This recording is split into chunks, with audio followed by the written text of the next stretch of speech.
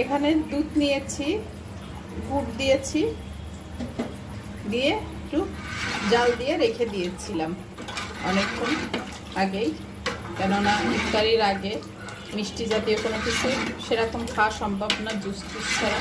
তার জন্য ভাবলাম যে ইফতারি পরেই করবো এটা। ফার্স্টটা এলাচ আর দারচিনি দিয়ে দিব। পিঠেগুলো আগেই বানানো হয়েছে, দেখেন কতটা ঝরঝরে। সব দিয়ে দিব একসাথে।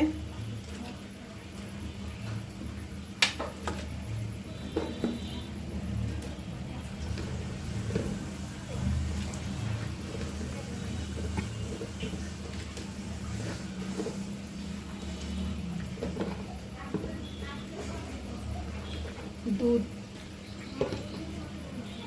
অনেক পিঠে বানানো হয়েছে।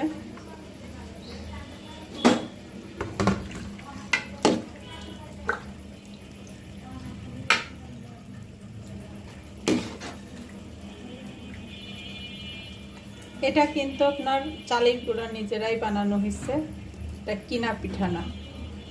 কিন্তু তাড়াহুড়োর জন্য ওইটা দেখাইতে পারলাম না।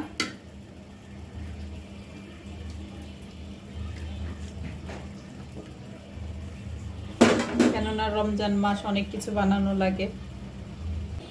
এটা এখন বেশ গরম হয়ে গেছে, এটা ঢেকে রেখে দিব।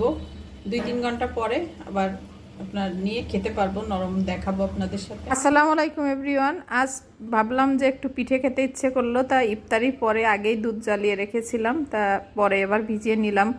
তো খুব সফট হয়েছে। ঢাকা শহরে আসলে অনেক জায়গায় পিঠে পাওয়া যায়, কিন্তু সব জায়গার পিঠে তো ভালো লাগে না, অনেকটা শক্ত থাকে, আটা ময়দা মিশানো থাকে, যে রসে দিলে ভিজায় না।